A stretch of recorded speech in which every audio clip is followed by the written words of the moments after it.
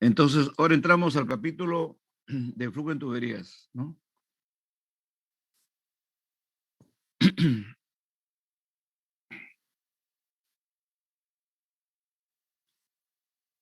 Muy bien, ¿qué vamos a ver en este capítulo?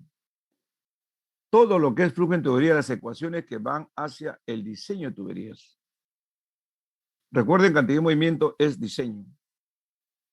Es que tuberías, y eso no es solamente diseñar la tubería, sino está asociado a un conjunto de parámetros. Vamos a ver eso. Cuando hablábamos de la pérdida de carga en la parte número 1, en los problemas, ¿no? Se daba como dato la pérdida de carga. Se decía 2 metros, 3 metros, de tal punto a tal punto. En la parte real no se da la pérdida de carga, no se da, se calcula la pérdida de carga porque es imposible que uno pueda dar la pérdida de carga como dato. Lo que sí puede dar como dato es la altura, porque conoce los equipos ya diseñados, la presión, porque conoce los equipos diseñados, ¿sí?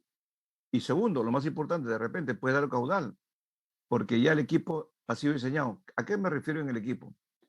En cantidad de movimiento, que es la última rueda del análisis, tú conoces los equipos mayores y los equipos menores. Los equipos mayores son las columnas, los equipos menores son filtros y intercambio de calor. Y lo que te piden es unir por tuberías. Entonces, para unir por tuberías, entonces tú tienes que satisfacer el sistema de energía. Esa es la tarea del ingeniero químico en la parte de flujo fluido. ¿Para qué eso es bueno? Para satisfacer el sistema de energía. Entonces, y eso implica también, por un lado, hacer un balance para comprobación y segundo, ir al diseño. Entonces, todas esas cosas es lo que vamos a ver en este capítulo. Pero seguimos con las ecuaciones. ¿Por qué? Porque yo calculo datos con ecuaciones. Siempre la metodología de enseñanza de la carrera de ingeniería y todas son basados en las ciencias exactas. Y una de ellas, las matemáticas, ¿no? Eso es lo que le llamamos la, la, las ciencias formales, ¿no? Basado en la matemática y la lógica, ¿no? Entonces, el señor Darcy, luego de varios experimentos, establece una ecuación para la ecuación de la pérdida de carga. Como la ven ustedes ahí, esa ecuación, la 1.36, es igual al factor de fricción entre la longitud de la tubería, el diámetro de la tubería y la velocidad promedio que pasa el fluido por esa tubería. Entonces, la ecuación se llama Darcy y el factor de fricción se llama de Darcy. Muy bien. No siempre todas las ductos son tuberías, también pueden ser ductos cuadrados, que es muy raro. Inclusive puede existir tubería circular, pero el fluido no está lleno, sino media luna, como un canal. También puede ser ductos abiertos, los canales. En todos esos tipos de medios donde se conduce el fluido, ¿no? Lo que queremos es de pérdida de carga. Entonces, cuando no es una tubería, entonces nosotros hacemos uso de radio hidráulico, que se usa para cualquier tipo de ducto, incluyendo la tubería. Se define como entre el área y el perímetro mojado. A ver, si fuera una tubería sería pi cuarto de cuadrado y el perímetro mojado, si todo está mojado, sería pi d. Porque si solamente está mojado, la mitad de la tubería sería pi, medio, pi d medio, ¿no? Bueno, entonces ahí determinamos que el radio hidráulico es igual, perdón, el diámetro es igual a 4 veces el radio hidráulico. Y lo que hacemos es reemplazar la ecuación de Darcy y tenemos una ecuación general válida para cualquier tipo de ducto, ¿no? Y más que nada teniendo en cuenta lo que es el radio hidráulico. Ahora, ya nosotros habíamos visto las ecuaciones de la semana de la clase anterior, en el cual definíamos lo que era el esfuerzo de corte. Ahora podemos hallar una relación entre el factor de fricción y el esfuerzo de corte. ¿Por qué el factor de fricción? Porque el factor de fricción, ese parámetro que hay que trabajarlo, ese parámetro desconocido. Este factor de fricción va a depender de dos parámetros, el número de Reynolds y la rugosidad, o sea, el tipo de tubería. Pero primero vamos a hacer un ejercicio respecto a cómo nosotros hay una relación entre F y tau 0. De la ecuación de Darcy, lo que hacemos es diferenciarlo, despejamos F, ¿no? Y luego nosotros simplificamos y aplicamos la definición del esfuerzo de corte, donde es A entre perímetro mojado, derivada de la presión, derivada de X. Reemplazamos aquí R, esto es R. Luego asociamos la ecuación F con esta ecuación de acá. Tenemos esta simplificación. Y finalmente llegamos a una relación entre el factor de fricción y el esfuerzo de corte, ¿no? Entonces, bueno, una ecuación que sale de las mismas ecuaciones tratadas en flujo de fluidos. Ahora la idea es hallar el factor de fricción como parámetro para flujo laminar y para flujo turbulento. Entonces, ¿qué metodología vamos a seguir? Como ya tenemos las ecuaciones de distribución de velocidades para flujo laminar, flujo en transición, y también tenemos la distribución de velocidades para flujo turbulento, ¿se acuerdan? Habían dos tipos de fluidos hidráulicamente lisos y hidráulicamente rugosos para flujo turbulento. Entonces, tantas veces tenemos de velocidades, también vamos a tener factor de fricción. Pero en resumen, vamos a tener el factor de fricción para flujo laminar y para flujo turbulento. De la ecuación conocida de Hagen-Poiseuille que vincula el caudal con el diámetro ρ SF, SF se llama la pendiente hidráulica. Nada más, es la pérdida de carga entre L, nada por el seno de nada, simplemente es la pérdida hidráulica entre L. Reemplazamos la ecuación de Hagen-Poiseuille para flujo laminar, ¿no? Tenemos esta expresión, tratamos de simplificar en términos de velocidad. Tenemos por otro lado la ecuación de Darcy, reemplazamos acá para eliminar HF y nos quedamos con F.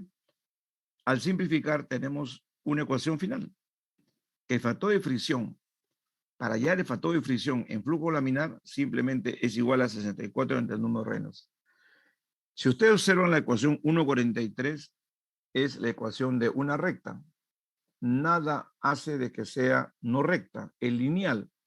Entonces, más adelante, cuando veamos una gráfica para flujo laminar, obviamente tendrá para Reynolds hasta 2300, más allá de eso ya no es laminar.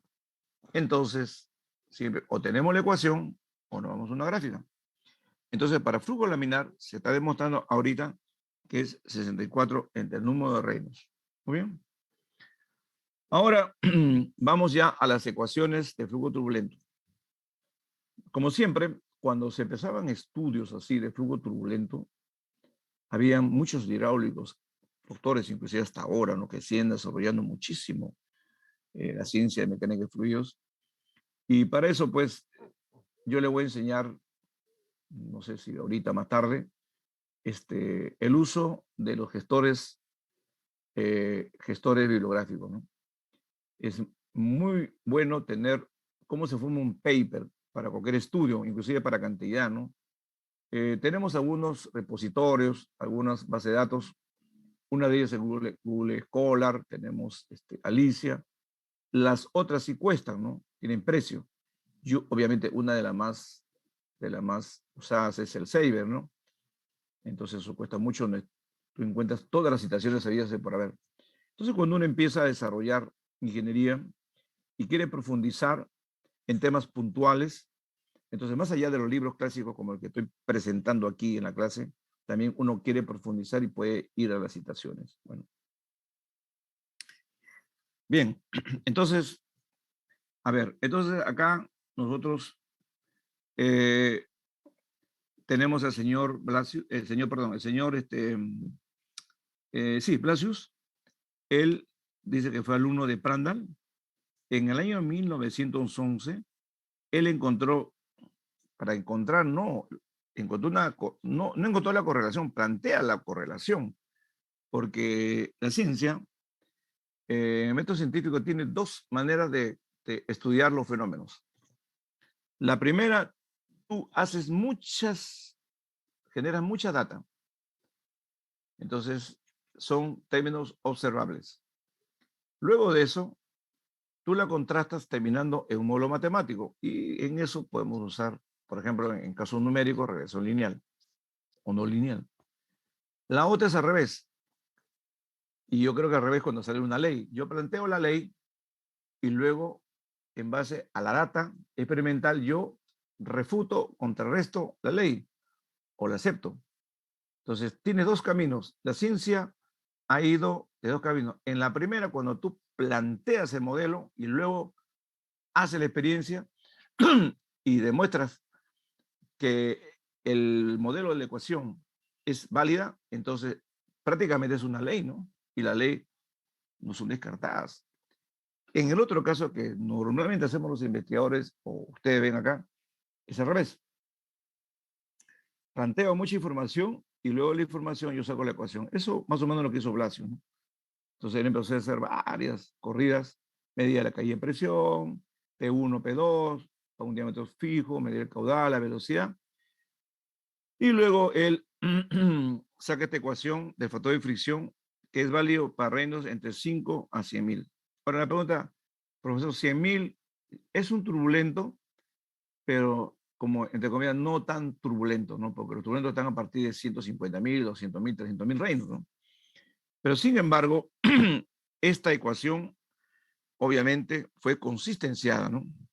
¿Qué significa la palabra consistenciada? La palabra consistenciada significa que yo tengo un modelo y hago corrida de prueba, voy a la ecuación y me resulta los parámetros entre ellas, ¿no? Entre ellas, ¿no? Que contrarrestan el resultado experimental. Por ejemplo, ¿no? Yo hago una corrida, determino la caída de presión, determino la velocidad, ¿no? Y hallo, digamos, hallo F o hallo Reynolds, entonces, o la velocidad. Vengo a la ecuación, despejo la velocidad y la velocidad coincide con la velocidad medida por un instrumento de medición. Entonces digo, cierto, esta ecuación es válida, ¿no? Eso es lo que hacemos nosotros. Algo así es lo que hacemos en Low, ¿no? Entonces la pregunta, cuando usted va al laboratorio, por ejemplo, de química, normalmente la mayoría de las laboratorios son mediciones, ¿no? Mediciones. Vamos a medir la viscosidad, la densidad, el pH, y en otras son reacciones, ¿no? Por ejemplo, en química orgánica, el profesor dice, oye, vamos a hacer un lípido, un ácido graso, un carbohidrato, vamos a hacer un polisacario. Entonces, aplicando la metodología química con las teorías de la cinética propias de la química orgánica, hacen la prueba. Hoy día vamos a hacer, por ejemplo, vamos a tener ácido acético a partir, por ejemplo, del etanol, ¿no? Por decirlo. Entonces, ahí también aplican algunos catalizadores, qué sé yo. Bien, entonces, en el caso, en el caso nuestro también, a nivel de ingeniería, también hacemos pruebas, contrastamos la información y sacamos y comprobamos el modelo.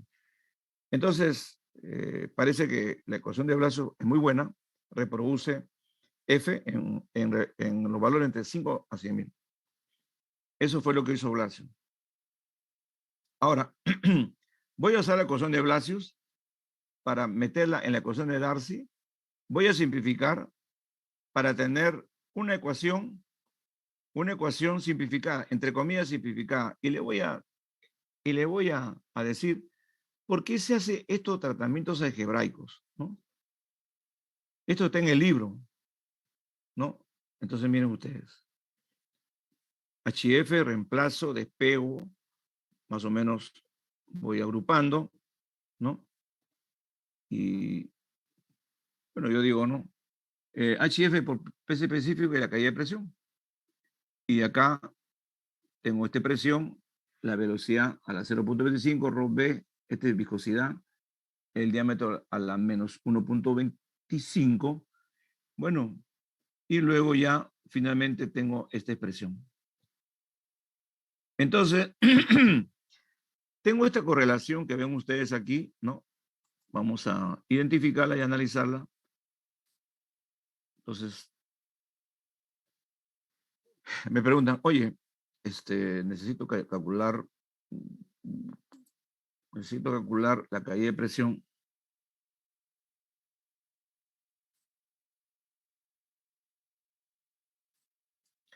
En este pedazo de tubería, ¿no?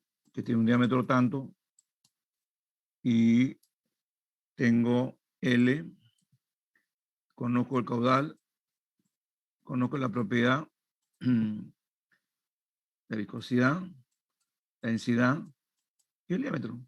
Y me preguntan cuánto vale la caída de presión, mejor lo saco por pie de tubería, por L. Entonces, y yo quiero saber cuánto es la caída de presión.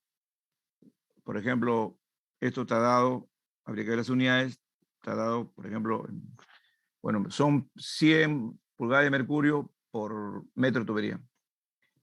Y me dicen, ¿y cómo lo has hallado? Aplicando la ecuación de Blasius. Pero primero he tenido que comprobar que la ecuación en Reynolds que se aplica, Rho B, D, está en el rango entre 5.000 y 100.000, ¿no?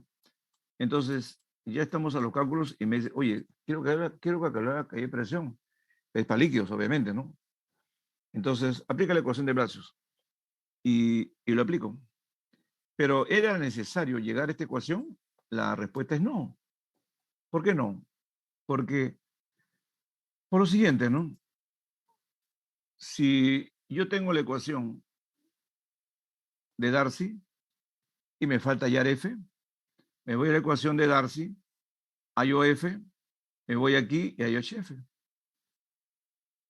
Así, en 2 pasos. Y pregunta, ¿por qué se hace este desarrollo para tener una ecuación de esta manera? Bueno, hay que ubicarnos en el tiempo y en el espacio. A ver, les voy a comentar rápidamente. Siempre, bueno, los profesores que ya somos más viejos, tenemos la lectura de por medio, vemos los libros, lo adaptamos a la época moderna y uno dice, ¿por qué era necesario hacer todos estos pasos, estas etapas, no? Entonces, siempre es bueno preguntarse. De pronto al estudiante no le interesa. Él dice, bueno, quiero aplicar la ecuación, la aplico y chao.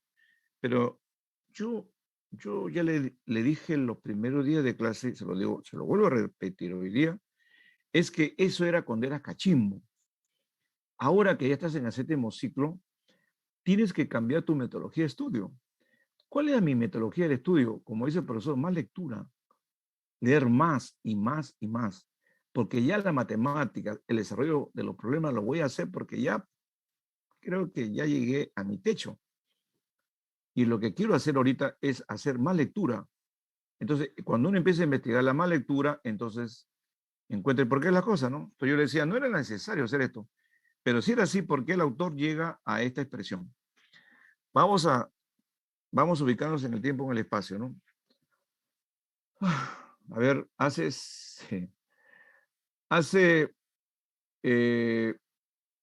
50 años,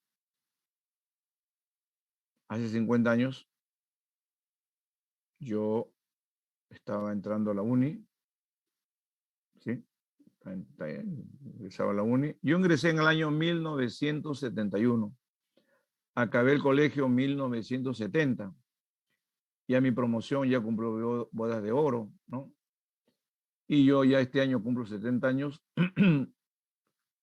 Mi promoción ya cumplió 50 años. No pudimos celebrarlo por la pandemia, como ustedes saben. Yo debía haberlo celebrado en el año 2020, los 50 años, pero tenemos un grupo que nos unimos. Somos un grupo de 25, 26 personas. Así a viejitos nos reunimos siempre hasta el día de hoy. Entonces es algo muy bonito que la compartimos. Y en un momento, a los 40 años, llegamos a reunir a 35 de los 50 que éramos. ¿Eh? En fin.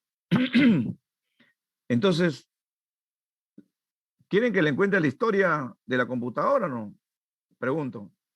¿O no les interesa? Sí, cuente, profe. Rápidamente nomás. Rápidamente nomás para no aburrirlos.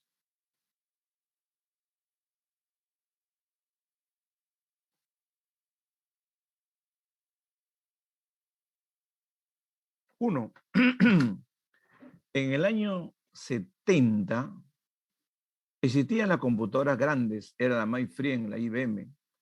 La UNI tenía una sola computadora con un solo CPU. Y ahí se procesaba todas las notas. Cuando yo rendí mi examen a la UNI, nos dieron nos dieron a nosotros, ¿cómo se llama?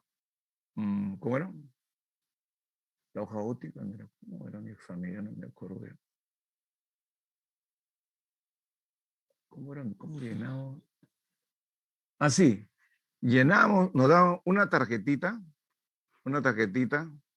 de cartoncito, que seguramente ustedes lo pueden ver en Google, cómo eran las tarjetas de esa época, y decíamos la tarjeta IBM.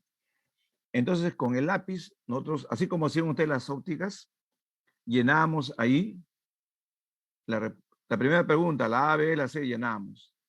Esa tarjeta se la entregábamos y llegaba una lectora, la lectora la procesaba y luego ya salía a la impresora, todo era en centro cómputo, y ya salía el resultado en unos tremendos papeles así continuos, ¿no?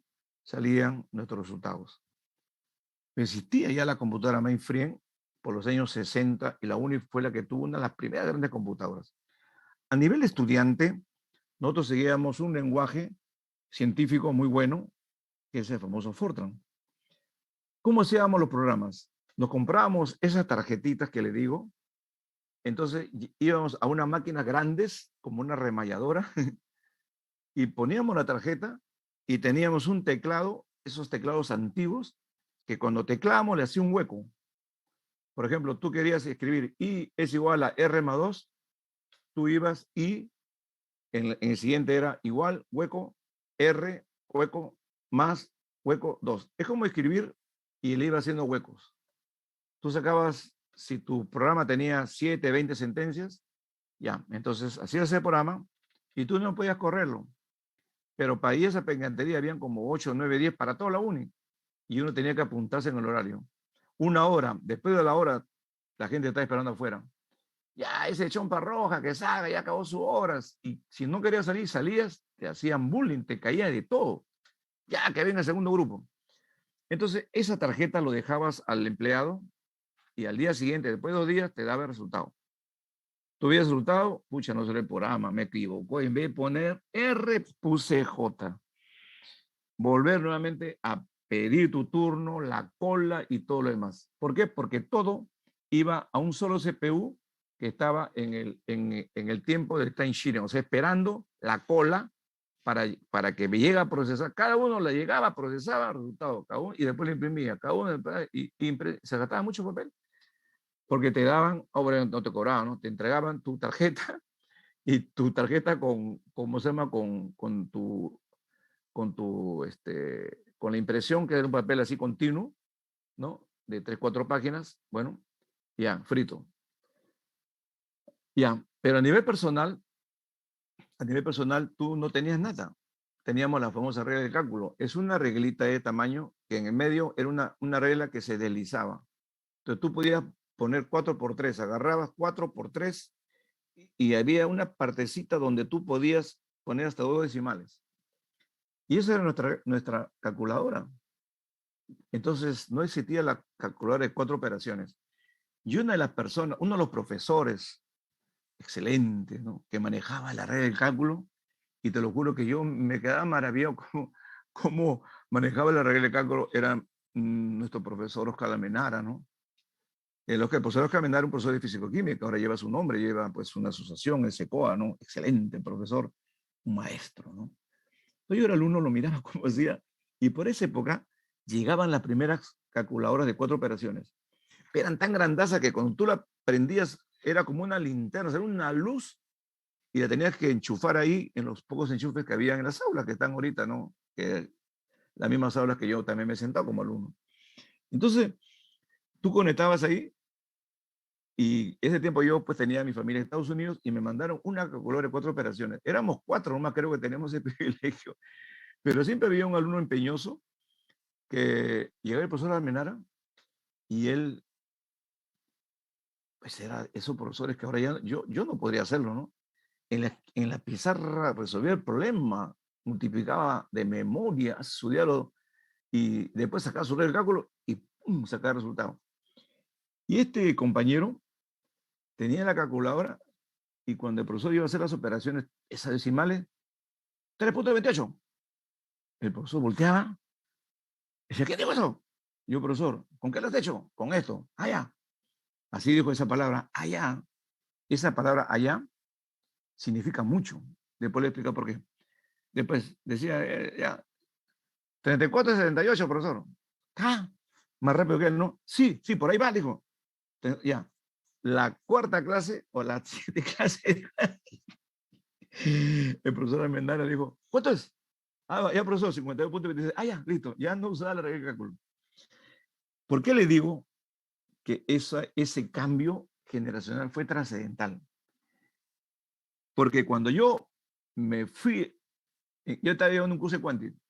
Entonces yo había hecho bien mi examen, me puso 0,8 el profesor. Y yo recuerdo de que yo miré mi resultado, yo tenía mi calculadora y el profesor se había equivocado. Le fui a reclamar, me dijo, profesor, se ha equivocado. Le dije así, ¿por qué? Porque el resultado es este, le dije así. Así me dijo, sí. ¿Y cómo te vales? Acá tengo mi calculadora. No, eso no sirve. Así me dijo. Entonces, pero lo puedo resolver. Todavía había en ese época el arreglo 9, ¿no? Yo me fui a la pizarra y le empecé a resolverlo. Ah, ya, bueno, está bien, me dijo, te voy a corregir. Ya me corrigió. Pero me quedó esos dos escenarios marcados hasta el día de hoy. Por un lado, el profesor Almenara, que acepta la tecnología, y el otro, que reniega la tecnología. Por eso que el profesor Almenara fue grande. Y uno como alumno recibe esas, ¿sabes?, enseñanzas de que nunca debe rechazar la tecnología, sino tienes que aceptarla porque así es. Y la rechaza por ser ignorante. Ignorante somos todos, pero ignorar la tecnología presente y no aceptarla, ¿me entiendes? Luego ya era 71, 72, 70, por ahí ya. Entonces ya empezaban a llegar las primeras calculadoras programables. Pero tú la programabas en Assembler, así como el lenguaje C, no sé si de repente ustedes lo usan. Era chino hacer. Pero yo recuerdo que llegó otra calculadora más avanzada, que justamente te decía, oye, ¿cómo saco mu a la 0.25?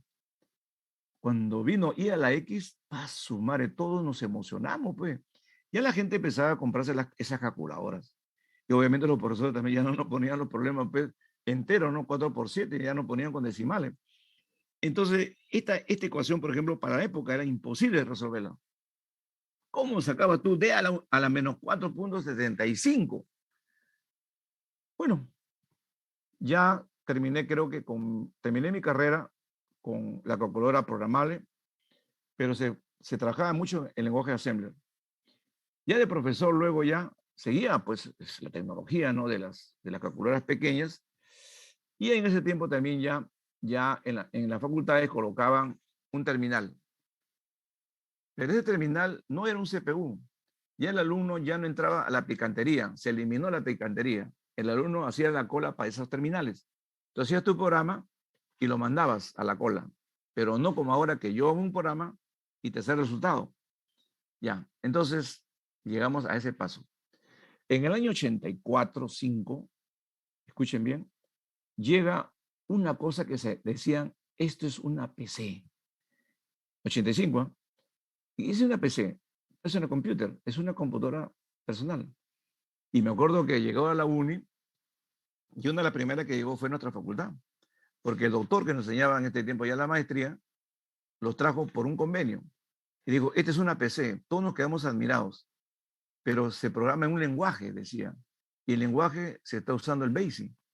Y nosotros ya sabíamos Fortran.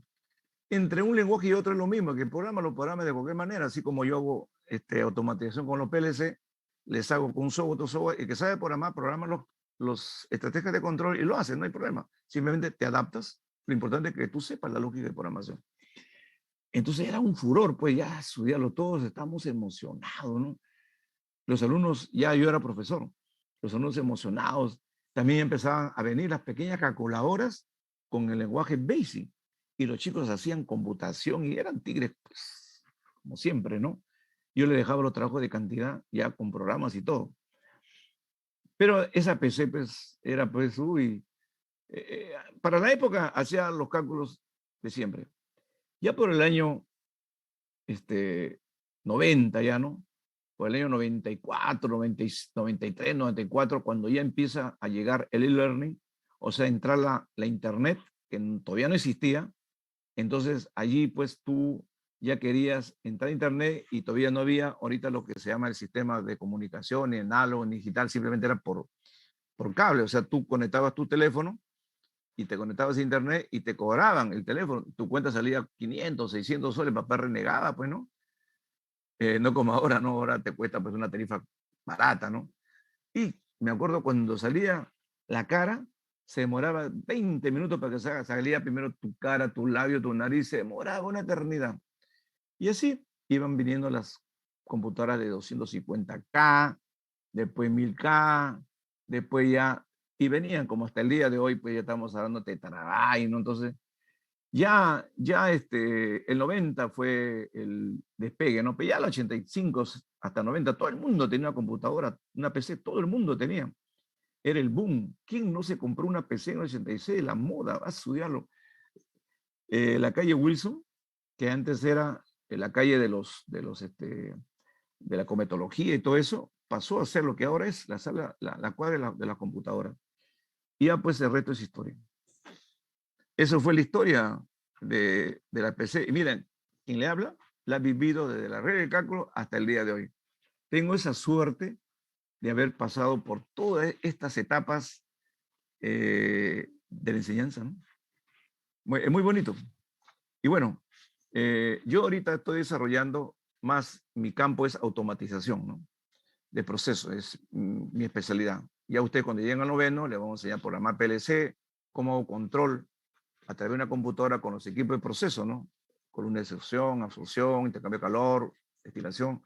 Es un área que me encanta mucho, es mi especialidad. No soy un erudito, pero por lo menos sé muchísimo, no solamente enseñando a los alumnos, sino también he hecho las instalaciones físicas de los tableros, los PLC, todo, los hice por los años 2000, que hasta ahora todavía mal o bien están funcionando, y también los chicos ahora que van en el presencial, por lo menos lo están observando, y obviamente que cuando vean ustedes, Dios mediante, tengan los PLC nuevos, ya más actualizados, ¿no? Dios mediante yo, ojalá cuando lleguemos, me dice, profe, cuando lleguemos cantidad, usted nos dijo, sí, ahora ya tengo los PLC nuevos, y en eso estoy, ya con nueva versión y tantas cosas más. Eso es la historia, alumno mío. Muy bien, continuamos. Y en la sola hablando, de repente me pueden preguntar más cosas. Miren, el señor Moody, en el año 44, tuvo el atrevimiento, escúchenlo bien, tuvo el atrevimiento de hacer, creo que se demoró 5 años, de hacer muchas pruebas tomando como variable dependiente varias variables. Por ejemplo, la velocidad, la densidad, la viscosidad, la caída de presión, que era la variable dependiente, el diámetro, y él empezaba a hacer varias corridas según pedazo de tubo. Obviamente, velocidades bajas, velocidades altas, y bien. Y él iba graficando, daba la data y graficaba y graficaba. Ya las ecuaciones de Colebrook-Darcy se conocían, pero él quería hacerla en forma experimental. Creo que 5 años se demoró, creo que, en hacer eso. Y eso, el señor Moody, Lewis Moody, construyó su gran diagrama de Moody, ¿no? Entonces, obviamente, inclusive trabajaba para diferentes tipos un rango más o menos de tipo de tuberías con diferentes rugosidad. Yo me imagino habrá trabajado con, a ver, acero inoxidable, fierro galvanizado, fierro fundido. De pronto, no, ese tipo también creo que no habían los plásticos. Cobre existía y tantas más.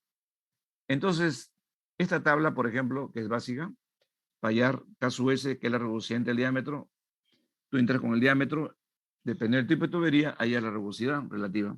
Por ejemplo, tenemos hierro fundido, hierro concreto, acero remachado. Muy bien. Esta es una tablita muy usada que está en un handbook que después le voy a mostrar, que es el famoso handbook de Klein. Lo tienen ustedes ahí en la referencia bibliográfica, la tienen ustedes. Entonces, ¿por qué? Porque esta data es importante y ya está escrito, ¿no? Para muchos tipos de tuberías. La vamos a usar mucho, la rugosidad relativa, que es la rugosidad absoluta entre el diámetro. Y ese es el famoso gráfico de Moody. Si ustedes vieran, por ejemplo, si acá hay una curva, acá nada se ha extrapolado. Cada punto era una corrida para una curva, para otra curva y para otra curva y otra curva. Entonces, él en la abscisa, él tenía el número de reinos, en la ordenada izquierda tenía el factor de fricción y en la derecha tenía la rugosidad. Entonces, él ingresaba así, ¿no? Entonces, él decía, para este Reynolds, ¿no? Con tal rugosidad, hay el factor de fricción. Y me veo lo izquierdo y ahí el factor de fricción. Así de frente, igualito. Iba para otro valor con la rugosidad, iba acá. Si ustedes se dan cuenta, a partir de este valor de aquí, voy a dibujarlo con otro, esta parte de aquí, ¿no? Casi la zona de acá, a partir de aquí, en esta zona, la rugosidad prácticamente es constante, ¿ven? ¿No? El valor de F, pero para reinos altos. Pero para reinos intermedios, si ven esta parte de acá, sí cambia. Pero si vamos a laminar, ven, él mismo demostró que era una recta. O sea, yo entro acá con reinos de frente, llego a la curva y hay el factor de fricción. ¿Se dieron cuenta? Entonces, esta zona de acá, esta zona de acá, esta zona de acá, este es laminar. Ya, toda esta parte de acá es turbulento, ¿no? Porque a partir de acá para allá es turbulento. Pero la zona de abajo, la más abajo, es hidráulicamente lisa y la parte de arriba es hidráulicamente rugosa, ¿no?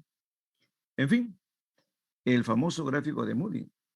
Hasta el día de hoy, todo el mundo lo cita porque es un gráfico experimental. Por más modelos nuevos que tú pongas, que no han sido consistenciados, no han sido refutados, contrastados con evidencias experimentales, es teórica y puede ser falseada, ¿no? Pero Moody no, hasta ahora lo sigue mencionando, porque ¿quién se va a atrever a hacer la experiencia de Reynolds? Perdón, la experiencia de Moody? Ya no hay tiempo, la gente está haciendo otras cosas, además no necesitas, porque lo que ya se hizo se toma como información y la ciencia y la tecnología tiene que seguir para adelante, ¿no? Entonces, pero sin embargo, nosotros vamos a desarrollar ecuaciones para hallar el factor de fricción a partir de la data del capítulo anterior.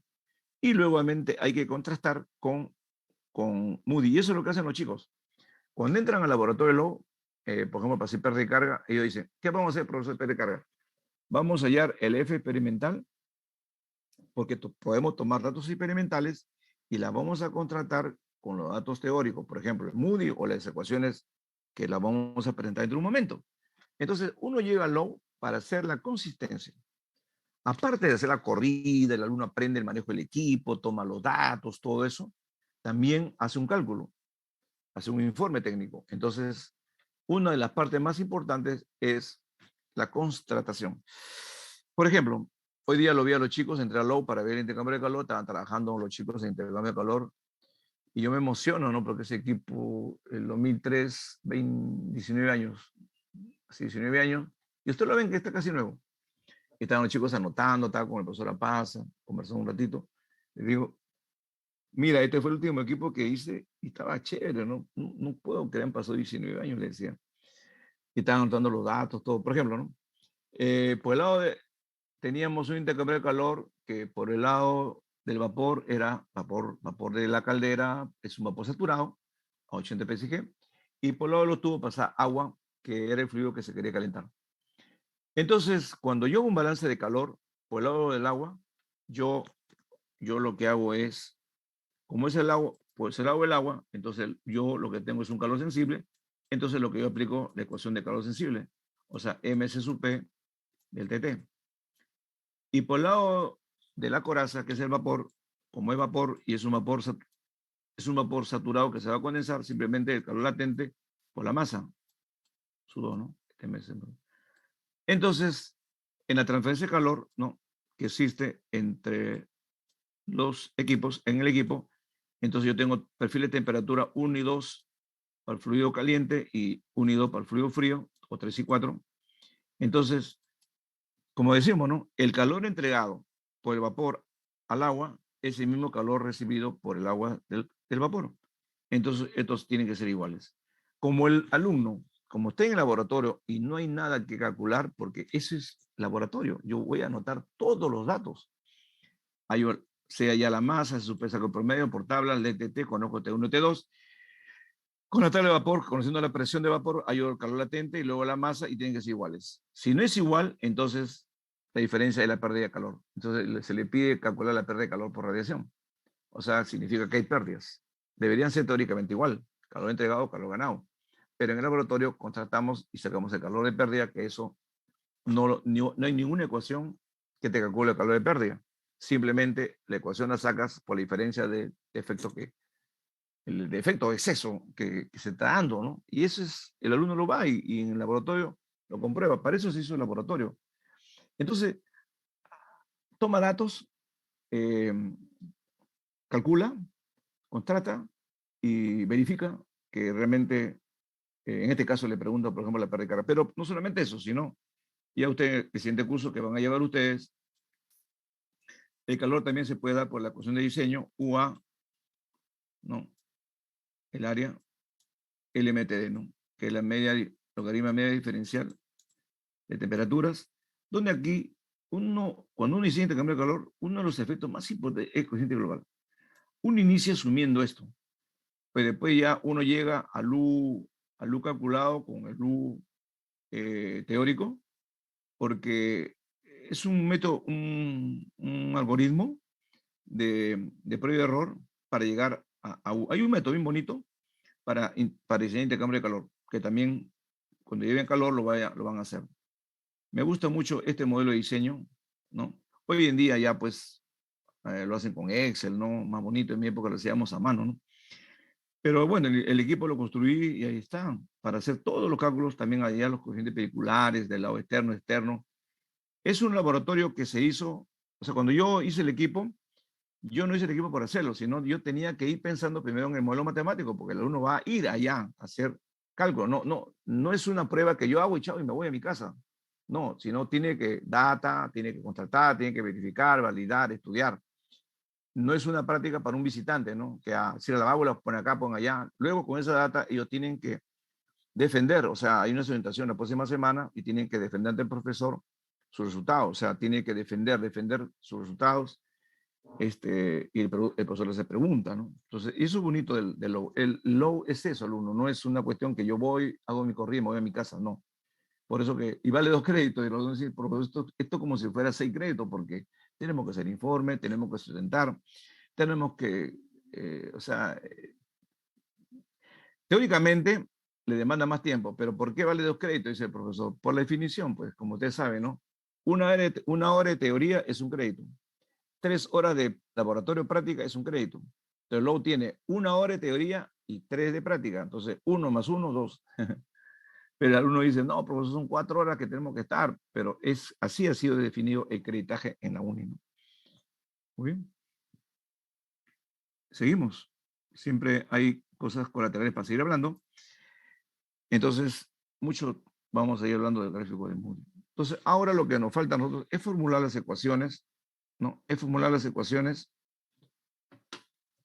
teóricas que nos permitan hallar el factor de fricción. Ya tenemos la ecuación para flujo laminar, que es 64 en terreno. Ahora nos vamos para los fluidos turbulentos.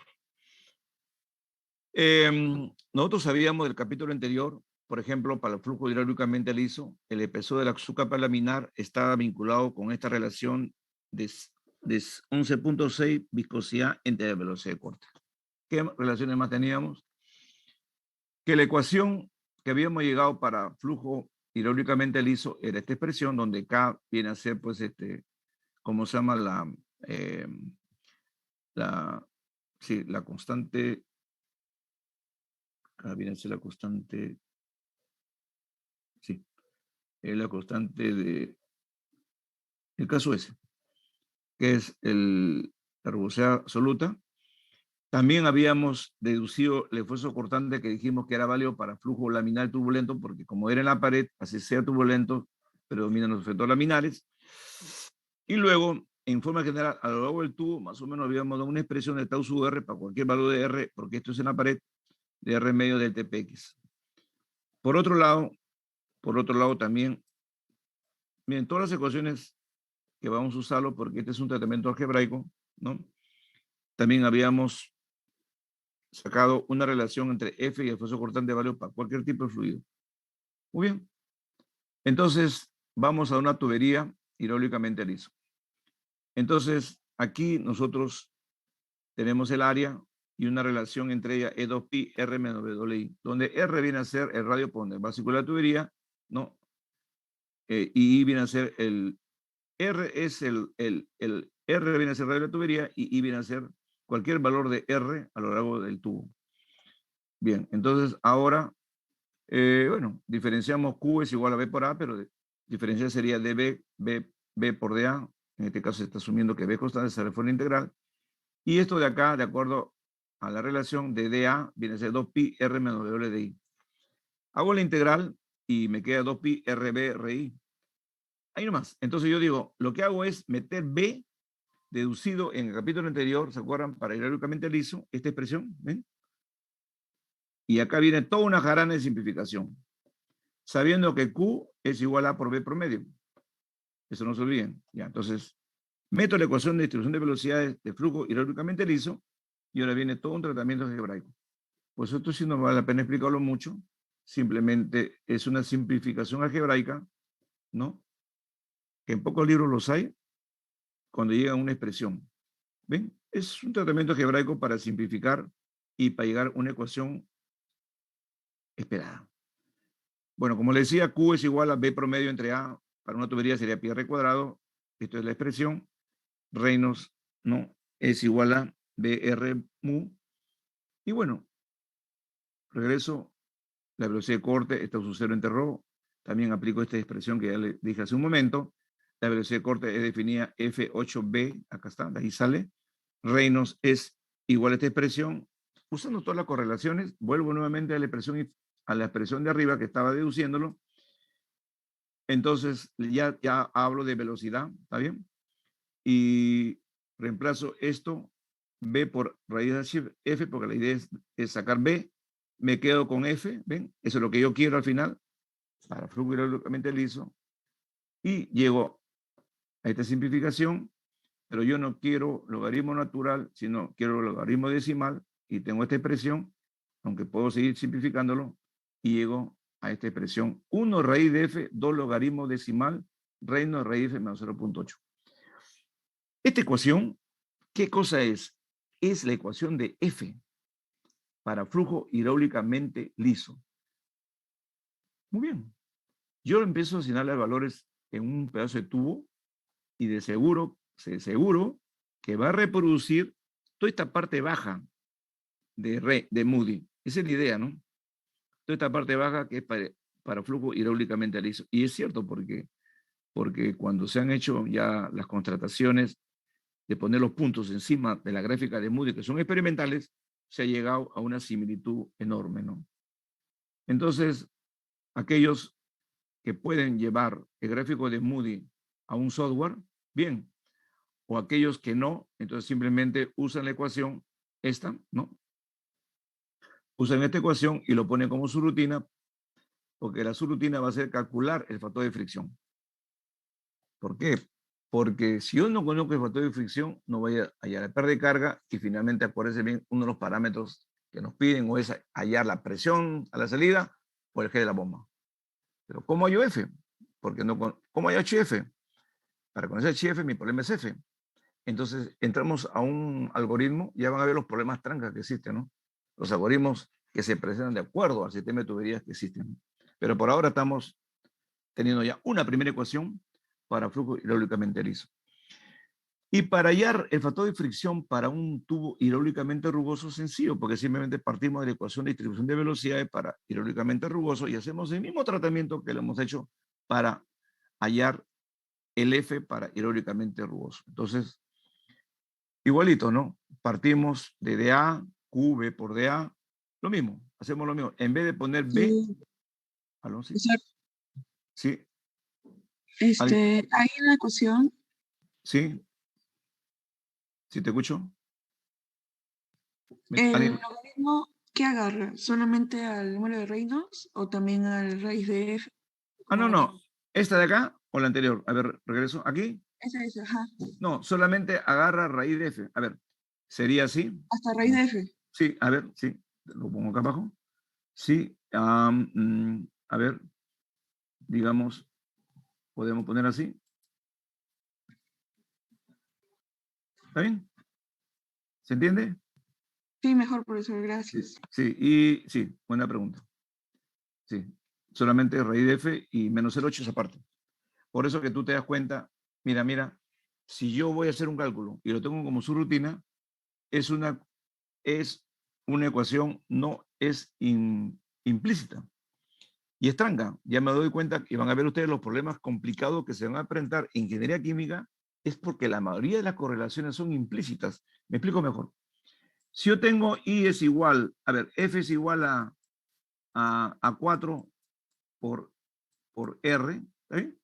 Y a mí me dicen que R es igual a 2, entonces yo digo F es igual a 8. Eso es explícito. Implícito es cuando esto, que no basta con hallar los valores, sino también el F está aquí y está aquí. Entonces, cuando yo tengo implícito, entonces, ¿qué hago? Mi profesor de métodos numéricos me enseñó, ¿se acuerdan? Entonces yo empiezo a hacer la convergencia. O sea, hay varios métodos. Si yo tengo datos, puedo usar Newton-Raphson de primer orden o puedo usar aproximaciones sucesivas, que es lo que normalmente vamos a hacer nosotros. Asumimos un valor, calculamos, regresamos, comprobamos, igualamos, si no, asumo el valor último y regreso nuevamente. Ese va a ser el método que se lo voy explicando poco a poco en el transcurso del siguiente capítulo, ¿sí? Y eso es el método de cálculo. Se le llama mucho cálculos en ingeniería química, porque la verdad es que son muchísimos cálculos. Hacer un cálculo en ingeniería química es tranca. El problema más sencillo le demora hora y media. El problema tampoco, no sé, vamos a meternos en el cálculo, porque ahorita con la computadora alguien lo va a hacer, ¿no? Obviamente el problema se va a presentar cuando van a rendir un examen, ¿no? Yo le pongo un problema largo y usted no termina, no porque no sabe, sino termina porque le falta tiempo. Y yo creo que a quien le faltaría más tiempo sería a mí, porque ustedes ahorita están más embalados que yo. Pero nada más, les planteo esto. Entonces está implícito y ya van a ver ustedes, para hallar F hay que hacer el método de convergencia y uno de los métodos que más vamos a usar es el método de aproximación sucesiva o sustitución sucesiva. Ya lo vamos a ver. Entonces, bien.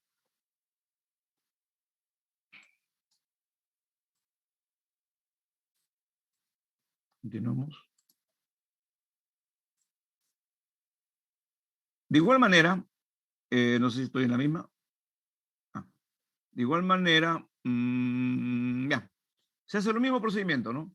Tenemos Q por un lado, bajamos la ecuación de B, pero para flujo turbulento, metemos entre la ecuación, empezamos la simplificación. Todo este es un trámite algebraico. Mira, yo nunca vi un libro, porque la mayoría de los libros me ponen la ecuación final. Y cuando agarré este libro, creo que es el Claudio Matáis, sí, creo que es Claudio Matáis, no recuerdo ahorita, me gustó porque ante todo era un trámite algebraico tan complicado, ¿no? Pero seguramente en mis años juveniles de álgebra sí lo llegaba a deducir. Inclusive yo lo dejaba, por los años 80, yo le dejaba la tarea si alguien me podía deducir la expresión. Y cierto que algunos lo hacían, ¿eh? Lo hacían, toda esta expresión, y ese tiempo, este libro no existía. Pues, sí. Entonces, y Q es igual a Q entre A, despejo B, este B promedio, listo. Voy simplificando, saco D en función de la velocidad de corte, el diámetro, la velocidad de corte, regreso a la expresión, ¿no? Y bien, y finalmente llego a la expresión para flujo hidráulicamente rugoso, pero creo que no es esta, sino sigo simplificando y acá está la expresión. Creo que lo he puesto muy abajo. Creo que acá hay un ratito, voy a pasar a lo que sigue más adelante porque me parece que me he salteado una página.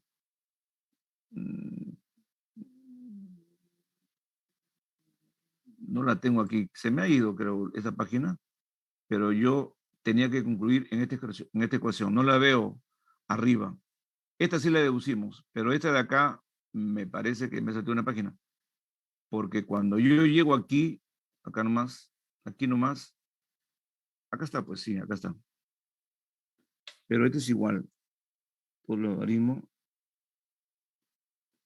Ya, de aquí me faltó llegar al 1. Esta es la expresión. Este, pues, la 1,52. Ese, ¿no? Doble logaritmo reino raíz de f. Ya, muy bien. Entonces ya tengo ya este para liso, pero para rugoso, yo me faltó llegar a esa expresión. Entonces ahí me he salteado. Excuse me. Pero la tengo aquí. En el resumen final, la tengo. De ahí tenía que haber concluido acá. A ver, vamos a repasar. A ver, vamos a ver. A ver, para liso, es la 1,52 y para rugoso, la 1,56. Eso tenía que haberse deducido de aquí. Ahí me comí una página. Esto tenía que haber seguido, más antes de esto, aquí. Acá seguía con la ecuación rugosa, ¿no? Y aquí me comí. Y aquí termino en F para rugoso que está en el resumen. ¿Ok? Hago esa aclaración nada más. Me faltó esa partecita. Creo que me comí una página. Muy bien.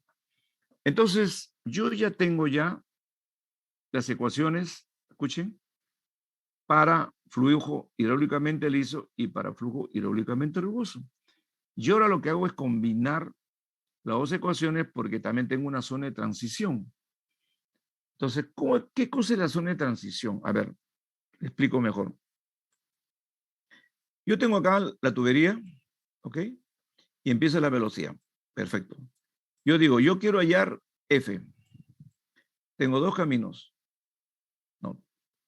No, tengo acá dos caminos. Uno, si el flujo es laminar, tengo la ecuación para el flujo laminar. Si el flujo es turbulento, entonces yo tengo acá dos opciones. O si es F para liso, o si es F para rugoso. No la sé. Porque uno de los problemas que tengo es que no conozco B, o no conozco Q, no conozco B. Entonces, flujo turbulento. Entonces, yo con esto tengo tres ecuaciones, pero tengo una más, que es el flujo transicional, que es ni liso, o sea, mejor dicho, ni turbulento, ni laminar. Si defino que es turbulento, tengo liso y rugoso. Muy bien, entonces tendría 1, 2, 3 y 4. Cuatro ecuaciones para F. Entonces, ¿qué cosa es transicional? Yo le decía a ustedes, cuando graficamos la distribución de velocidades para el flujo laminar, mostrar una parábola.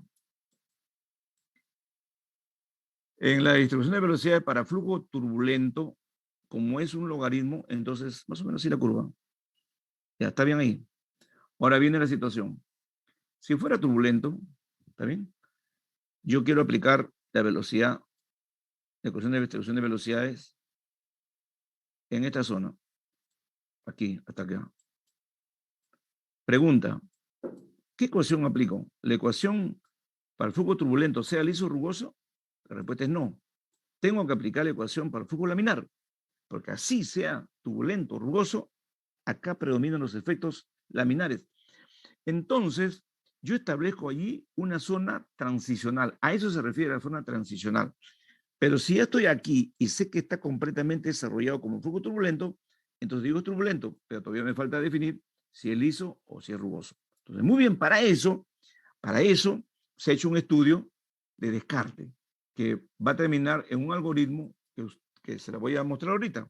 Entonces, yo estoy haciendo ya mi cálculo, profesor, ya entendí la teoría y ahora quiero saber yo, profesor, primero, ¿no? En la primera iteración, tú no sabes, ¿no? Entonces, tú no sabes esto. A ver, ¿cómo hacer un problema? Por eso le digo, todo es prueba y error. Entonces, yo quiero hallar F. En F, yo tengo la opción de que sea laminar, o sea turbulento, o sea transicional. Y tengo turbulento. Si es turbulento, yo tengo dos, que sea liso y que sea rugoso. Muy bien. Pero como yo no conozco la velocidad promedio, mi problema es ese. Si yo la conociera, entonces de frente me voy a la ecuación de una de ellas. Entonces, vamos a plantear esta, como le decimos, este algoritmo, sí, algoritmo, sí, es un algoritmo, claro, que me permite a mí definir cómo es. Entonces, ¿cómo arranco yo? Normalmente, como no conozco, asumo. Digo, asumo B. Todo lo manda Reynolds. ¿Ah? O sea, yo voy a tener acá la ecuación de Reynolds. Justamente yo no conozco B. Como no conoces, primer paso, asumo B. Como asumo B, me voy a Reynolds. Ahí digo, si es menor que 2300, de frente me voy, que es laminar. Pero, ese por un lado. La otra es, de frente y entra con F. Miren, ¿ah? Normalmente, a ti no te van a decir, pues, tengo una tubería y te dice, adivina qué tubería es. Normalmente siempre te dice, es fierro fundido, fierro galvanizado. Entonces, en la primera gráfica que yo les mostré, ¿se acuerdan? De frente yo conozco caso S. Me dan el diámetro, ¿está bien? Y como yo calculo B, con la ecuación, inmediatamente yo me voy a F. Si es laminar, saco 64 en terrenos. ¿Tengo F o no tengo F? Si me están siguiendo, díganme sí nomás. Sí, profesor. Me vengo acá. Si este valor, escuchen, ¿ah? Es menor que 10, no, ya no sería porque se supone que si es laminar, de frente pues ya calculo F, ¿no? Ahí está. Pero si es mayor que 2300, entonces yo no sé si es liso, transicional o rugoso. Aplico esta expresión. Si este valor es menor que 10, es liso y me voy a la ecuación de F de liso. ¿Está bien? Entonces, mira, estamos en la primera etapa de la iteración, porque estos vamos a ser los problemas. Luego, en la zona de transición, mira, te dice mayor que 10 y menor o igual que 200. Aplico el mismo factor, caso S, que es la rugosidad de la tubería, que es dato, acuérdate bien. Para tubería, por ejemplo, para acero comercial, E vale 0.05 milímetros, para fierro fundido 0.0025, así. Entonces, me voy de frente a la zona de transición. Pero ¿cuál es la ecuación de F? Ahorita lo vamos a mostrar. Y si no, me voy a la rugosa. Si es mayor que 200, ¿está bien? Entonces, eso sería, hay otra manera con el espesor de la capa límite, pero mejor usamos estas tres correlaciones. La cuarta, la cuarta es la de laminar, que ya se la dije cuál es. Entonces, tendremos ecuaciones para liso, rugoso y la forma transicional. Muy bien. Entonces, ¿cómo hago la ecuación transicional? Simplemente combino la ecuación lisa y rugosa y la junto. Entonces, si yo aplico un descarte, miren acá. Si fuera lisa, escuchen, si fuera lisa, esto es 0. Al aplicar 0, yo multiplico y me sale la misma ecuación de lisa. Si es rugosa, no. Si es lisa, esto es 0. No, si es lisa, esto es 0. Me quedo con esta expresión. Si es rugosa, esto es 0. No, esto es 0 y me quedo con la rugosa.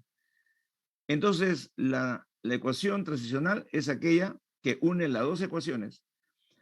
Eso lo hacemos por descarte. Entonces, muy bien, vamos a resumir que lo entendemos mucho mejor de este capítulo. Habíamos visto que para el esfuerzo cortante, para el flujo laminar sería el esfuerzo cortante mu de B de I.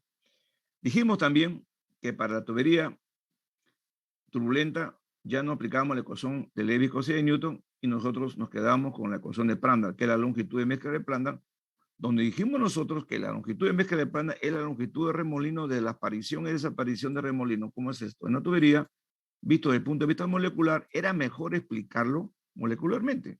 ¿Y era qué cosa? Cuando viene una partícula, una pequeña partícula, choca, tiene energía y se desplaza, una longitud L. Esa era la longitud de remolino. Llega acá, se disipa su energía, el otro sigue así, y noto cómo lo vemos desde afuera como un paquete de flujo que está fluyendo.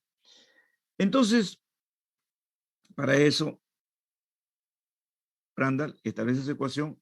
Comparen esta ecuación con la famosa ecuación de Newton. En realidad debe ser la misma, pero matemáticamente miren cómo se difiere. No es así. Después habíamos visto una correlación entre el esfuerzo tau sub 0 con el esfuerzo en cualquier punto de R. Ya. Estamos haciendo un repaso de las ecuaciones. Muy bien. Luego, habíamos definido la velocidad de corte. ¿Por qué le llamamos velocidad de corte? Llamamos velocidad de corte porque se calculaba a partir del esfuerzo cortante. Cuando yo le saco la raíz cuadrada a tau sub 0 de ρ, me va a salir metros por segundo. Y a esta velocidad le llamo corte porque salió del esfuerzo de corte, nada más, es por eso. Luego, nosotros habíamos deducido la distribución de velocidades en tuberías. Esto es B para cualquier punto de R, no es velocidad promedio. Y nos salía la ecuación de una parábola. Cuando yo lo hacía para flujo turbulento, ¿no? Para flujo turbulento en la subcapa laminar viscosa tenía esta expresión. Y llegamos a la ecuación hidráulicamente liso, B entre B de X para cualquier punto de X. Esto de aquí se refiere a esta parte de aquí. Yo le he llamado a esto X, ¿no? Esto es velocidad de corte, que es diferente. Esta es la velocidad podríamos poner B sub RA mejor, porque sería a lo largo cualquier valor. Esto o esto.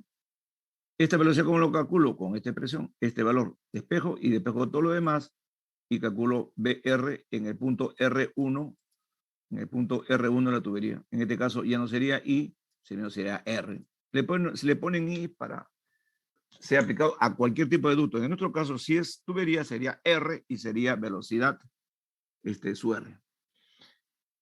En hidráulicamente rugoso también habíamos llegado a una expresión extendiendo la ecuación del ISO, lo hizo el señor, ¿cómo se llama? Nicurace, ¿se acuerdan? Por analogía, extendió el efecto rugoso, nada más en la ecuación, lo halló obviamente en forma experimental y simplificando llegó a una expresión parecida. Esto es para velocidades, distribución de velocidades en flujo hidráulicamente rugoso. Luego entramos al capítulo 8, donde el señor Darcy y Wiseman establecieron esta ecuación. Pregunta, ¿cómo sale esta ecuación?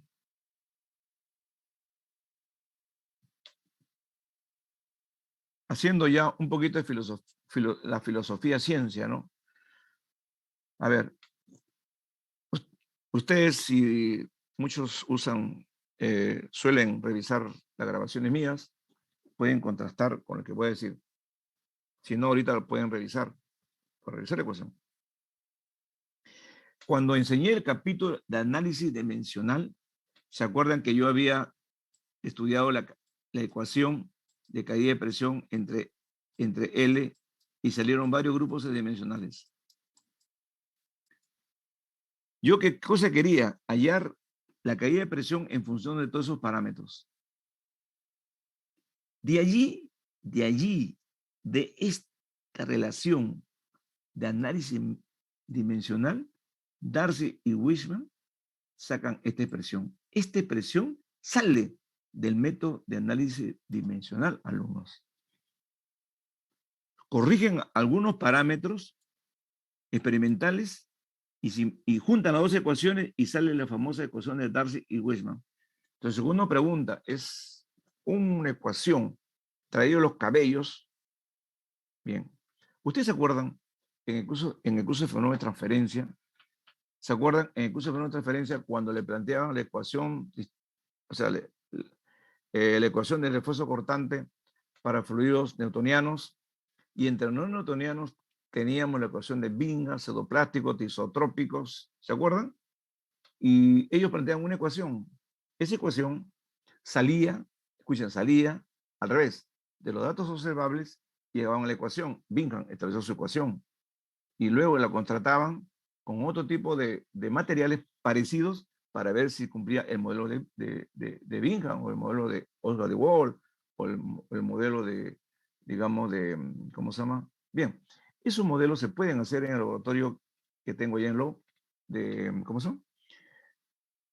¿Cómo se llama?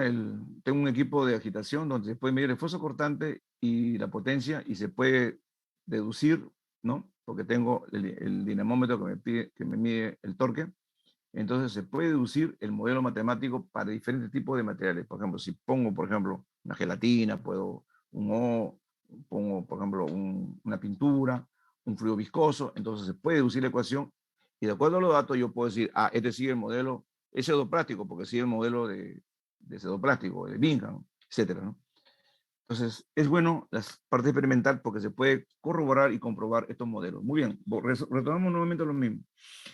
Entonces, Darcy y Wilman no sacan una ecuación teórica, ¿no? Es una ecuación que sale del método de análisis dimensional. Eso se lo digo porque así yo lo estudié y he profundizado en el conocimiento.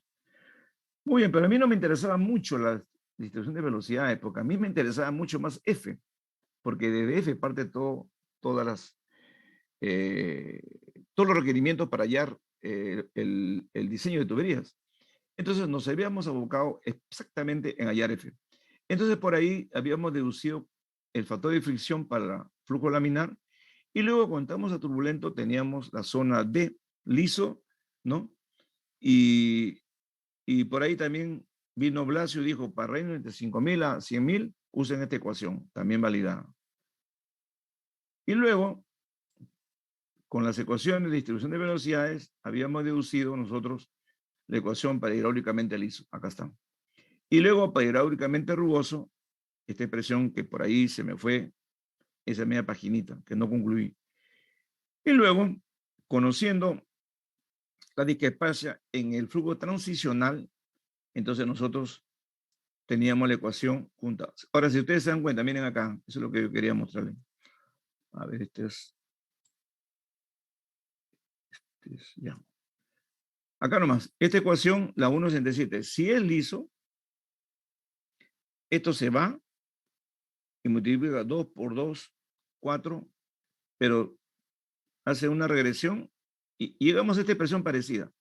De igual modo, si es rugoso, esta expresión se hace 0 y esta expresión termina en la ecuación 1.56. Muy bien. Entonces, eso es lo que vamos a hacer nosotros. A ver, en un cálculo, ya el siguiente capítulo es cálculos, ¿no? A ver, un cálculo, ¿qué es lo que no conozco? Lo que yo no conozco generalmente es la velocidad y yo quiero hallar F. Entonces, vamos a plantear el problema. Planteamiento del problema. Muy bien. Tengo dos tanques, tengo mi bomba, tengo mi sistema y vamos a plantear, ingeniero, y a nivel de ingeniería, cuál es el aporte que hace el ingeniero de canteo y movimiento egresado dentro del sistema de tuberías. Entonces, viene el gerente y dice, a ver, tú vas a hacer todo lo que es flujo de tuberías, tú te vas a encargar de diseño de intercambio de calor, tu diseño de columnas, tu diseño de reactores y tú haces la parte de automatización. A cada uno, a los 5 le dejan esa tarea y empieza el trabajo. Entonces, obviamente, primero yo tengo que vestirme. ¿Qué me he visto primero? Entonces yo me he visto primero, ¿qué cosa? Buena pregunta.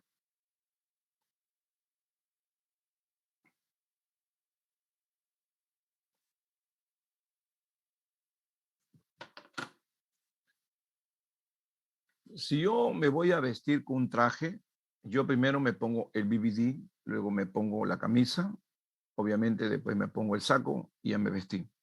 ¿Sí o no? Entonces, cuando yo voy a hacer un cálculo de ingeniería con el capstone, que sería diseño de plantas, primero yo calculo los equipos mayores, estos que están aquí.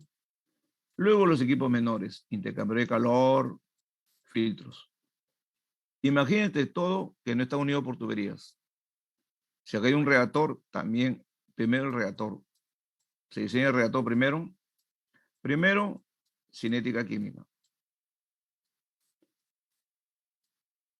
Segundo, diseño equipos mayores. ¿Cuáles son? Columna de destilación, absorción, desorción. Tercero, diseño equipos menores. Intercambio de calor, filtros, etc. Intercambio de calor. Cuarto, aunque le parezca mentira, la automatización. Y quinto,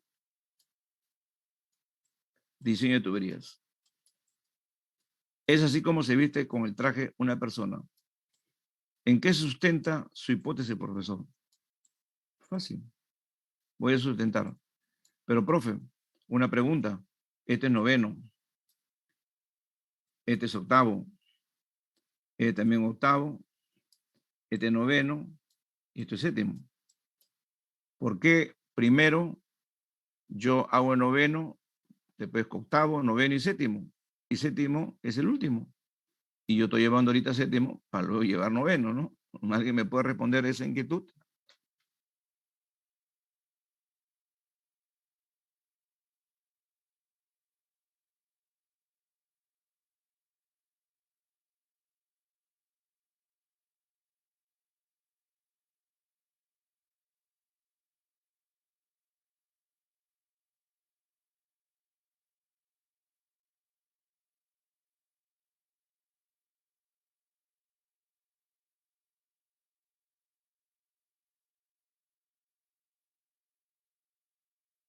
Muy bien.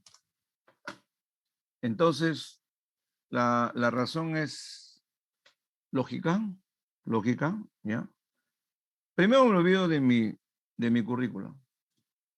Ya yo soy ingeniero y me dice ingeniero, haga diseño de plantas. Recuerden que todo esto es para llegar a diseño de plantas. Entonces, el primer ciclo tenía que haber dicho ustedes, bueno, señores, el trabajo de la carrera es diseño de una planta. Tú vas a hacer diseño de la planta de bioetanol a partir de la cáscara de café. Tú vas a hacer el diseño de una planta de benceno a partir del cracking, a partir de la polinización de la nafta o del gas natural del petróleo. Y tú vas a hacer, por ejemplo, biodiesel a partir de las microalgas, ¿no? Y empiecen a desarrollar su trabajo y lleven los cursos que ustedes consideren convenientes para terminar el trabajo. Entonces usted empieza a escoger, bueno, yo voy a escoger matemáticas 1, química 1, no, orgánica no creo, y orgánica no me va a servir. Voy a llevar 2 cursos de cómputo, voy a llevar un curso de simulación.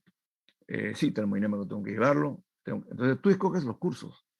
No como ahora, te ponen toda una malla curricular y al final llegas al séptimo, llegas al décimo y no sabes por qué te pusieron. Si usted regresa del décimo para atrás, te se cuenta, verdad, lo que dice el ingeniero Collado, ¿no? O sea, hay algunos cursos que son vinculantes, transversales. Entonces hay que conocer bien la malla curricular de formación del ingeniero químico. Muy bien. Entonces, ¿por qué yo empiezo por el diseño de reactor? Fácil. Porque yo tengo A es igual a B más C. Yo quiero tener B. Pero tener B en el reactor, voy a tener B, C como subproducto que no me interesa y A también que no ha reaccionado. Pero yo quiero B puro. Entonces ahí empieza. Tengo el reactor y la separación.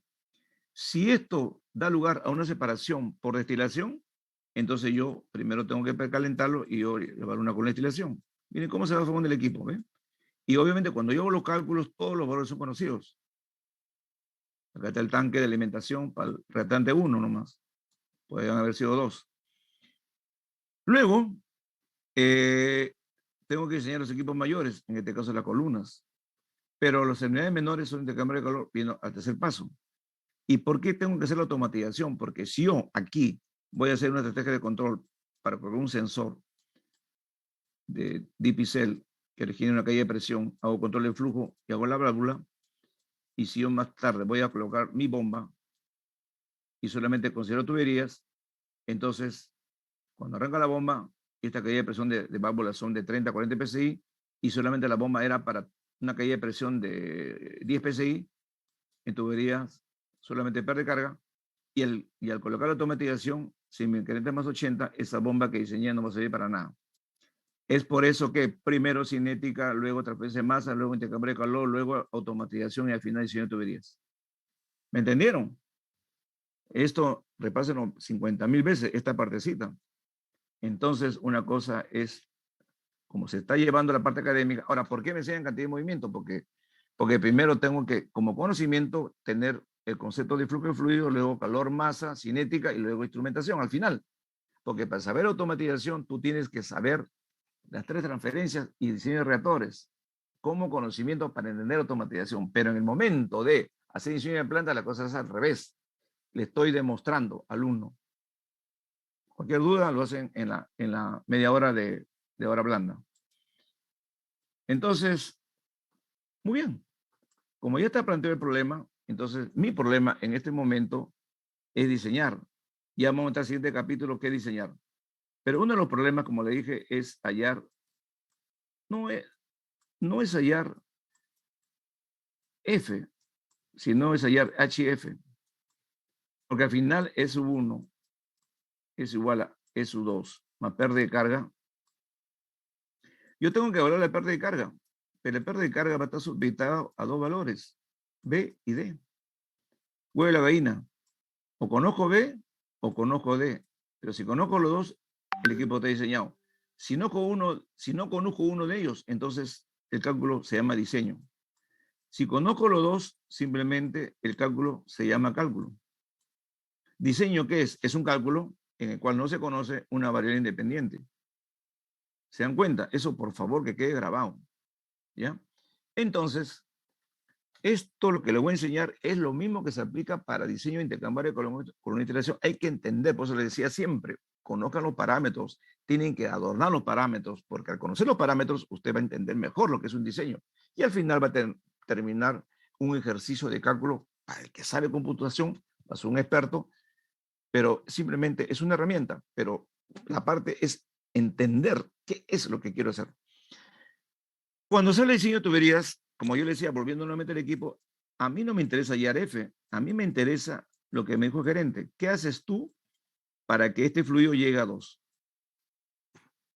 Tengo que dimensionar la tubería, y para dimensionar la tubería, y si falta energía, tengo que calcular la G de la bomba. Entonces, esto tengo que ver la mil manera de hacerlo, pero para hacer esto no conozco F. Y no conozco F porque esto depende de la rugosidad y del número de Reynolds. Y el número de Reynolds es BD.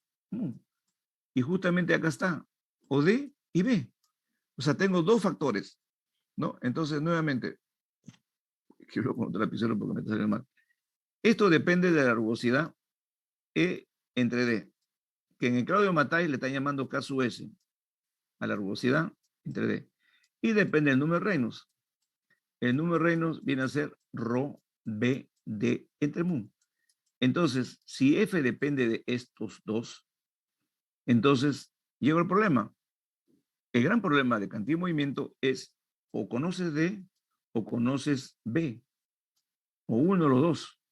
Y al no conocerlo, y como F depende de los dos, entonces yo me entro a un problema, digamos, de una solución implícita. Y una solución implícita, me dijo mi profesor de cálculos de ingeniería química, que esto se resuelve con los métodos de convergencia. Y uno de los métodos de convergencia que vamos a usar muchísimo va a ser el método de sustitución sucesiva, que ya lo vamos a ver. Entonces, regresando. Entonces yo por ahí tengo que hallar F. Para F ya que tengo esta tabla, esta data, esta hoja que está por aquí, estas ecuaciones, ya sé cómo hacerlo, profesor. Entonces, luego termino en HF y termino en la ecuación para hallar la pérdida de carga. Si no hay convergencia, vuelvo nuevamente a asumir todo de un inicio y así. Ya lo van a ver. Es bien bonito los cálculos de ingeniería química, pero quiero que entiendan por qué hemos estudiado la distribución de velocidades para flujo laminar, para flujo turbulento, liso, rugoso, y luego porque hemos tenido que hallar la ecuación para F laminar, para F turbulento y para F rugoso, porque ese va a ser el precálculo que me va a llevar a hallar HF, para que luego HF sea ya lo conocido para hallar, ¿qué cosa? La satisfacción. La satisfacción de energía será al colocar una turbomáquina o no colocarla. Muy bien. Si lo entendieron, alumnos, ahora sí, vengan todas las preguntas habidas y por haber.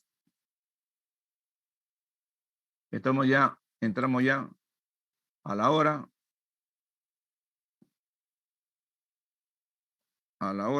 De la salida.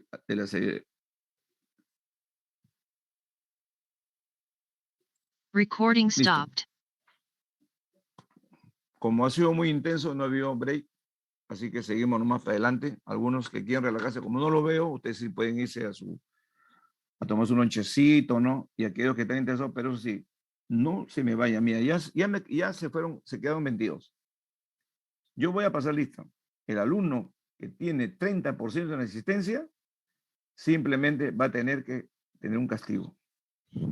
¿Cuál sería el castigo que le harías tú, Cuargatuanta? A ver, ¿qué castigo le harías a un compañero? Yo no, sino ustedes. Que cante, profe. Que cante. De repente le haces un favor porque es un gran cantante. Primero tú tienes que ver sus debilidades, sus fortalezas, las oportunidades y las amenazas. Tienes que hacer un análisis fue de tu compañero. Dice, oye, a ver, Lequineo Collado, vamos a castigar a Lequineo Collado. Que cante, ¿sí o no? ¿Sí o no? ¿Sí o no, Lady? ¿Tú qué dices, Lady, qué dices? Claro, una canción, una poesía. Alejandra, a ver, Margarita, ¿tú qué dices? A ver, Yarisa, al ingeniero Collado, ¿qué castigo le haría? Nos diga un piropo. Que cante, ¿sí o no? ¿Sí o no, Margarita? ¿Sí? ¿Un castigo para el ingeniero Collado que cante?